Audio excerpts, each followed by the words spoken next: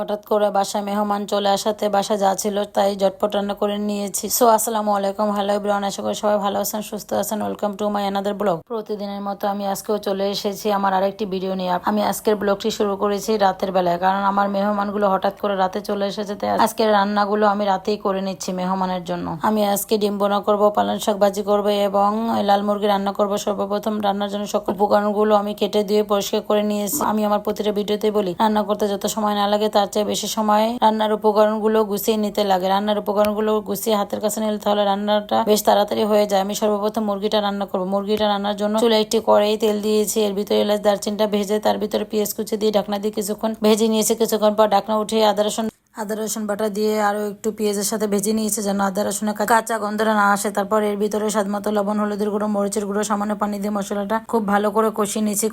মশলাটা কষানো হয়ে গেছে। এখন এর ভিতরে আগে থেকে ধুয়ে রাখা মুরগিগুলো দিয়ে ভালো করে নেড়ে ঢাকনা দিয়ে আরো কিছুক্ষণ মাংসটা কষিয়ে নেবো। মাংস বা যে কোনো তরকারি যত কষাবেন তত তরকারির টেস্টটা বেশি আসবে। যে কোনো তরকারির স্বাদটা নির্ভর করে কষানোর উপরে, যত কষাবেন তত তরকারিটা মজা হবে। মাংসটা কষানো হয়ে গিয়েছে। এখন এর ভিতরে আগে থেকে কেটে রাখাগুলো দিয়ে আরো একটু আলু মাংসের সাথে কষিয়ে নেবো। কিছুক্ষণ পর ঢাকনা উঠিয়ে আমি মাংসটা ভালো করে নেড়ে আলুর সাথে মিশিয়ে দিয়েছি। আজকে মাংসের পরিমাণটা একটু বেশি ছিল, যার কারণে কড়াইটা ভরে গেছে। এখন অন্য কড়াই থেকে অন্য একটা হাঁড়িতে ঢেলে মাংসটা ভালো করে নেড়ে জলের পানি দিয়ে ঢাকনা দিয়ে আরো কিছুক্ষণ রান্না করে নেবো।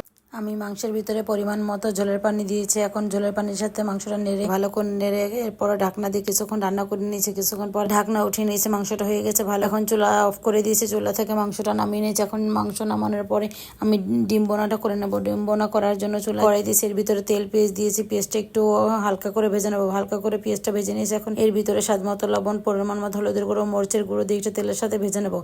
মশলাটা একটু তেলের সাথে ভেজে নিলে তাহলে আর হলুদ মরিচের কাঁচা গন্ধটা আসে না। সকল মশলাগুলো আমার তেলের সাথে ভাজা হয়ে গেছে। এখন এর ভিতরে সামান্য পানি দিয়ে আরো একটু মশলাটা ভালো করে কষিয়ে নিচ্ছে। এখন এর ভিতরে আগে থেকে সেদ্ধ করে ছিলে রাখা ডিমগুলো দিয়ে মশলার সাথে ভালো করে কষিয়ে নেবো। ডিমগুলো কষানো হয়ে গেছে। এখন এর ভিতরে পরিমাণ মতো ঝোলের পানি দিয়ে ঢাকনা দিয়ে আরো কিছুক্ষণ ডিমগুলো রান্না করে নেবো। কিছুক্ষণ পর আমি ঢাকনা উঠিয়ে নিয়েছি। এখন ডিমগুলো নেড়ে দেবো। ডিম বোনা আমার হয়ে গিয়েছে। এখন ডিম বোনাটা চুলা থেকে নামিয়ে একটি কড়াই ঢেলে নেবো এবং তারপরে সেই চুলায় আমি ডিম বোনার চুলায় আমি শাকভাজিটা করে নেবো। আমি আপনাদেরকে আমার প্রতিটা ভিডিওতে বলে থাকে যে আমি আপনাদেরকে রান্না শেখাচ্ছি না, সকল সাধারণ রান্না শেখানোর কিছুই নেই। কম বেশি সবাই এসব সাধারণ রান্না পারে, কারণ আমার একটি পেজ আছে, তাই সেখানে আমার প্রতিদিন ভিডিও দিতে হয়। তাই আমি আমার দৈনন্দিন কাজগুলো আমি আপনাদের সাথে শেয়ার করি। দেখুন এদিকে আমার শাকের পেঁয়াজ রসুন ভাজা হয়ে গেছে। এখন শাকগুলো দিয়ে একটু ভালো করে উল্টে পাল্টে নেড়ে নেবো। শাকে আমি কখনোই ঢাকনা দিই না। শাক দেওয়ার সাথে সাথে ঢাকনা দিলে শাকের কালারটা নষ্ট হয়ে যায়।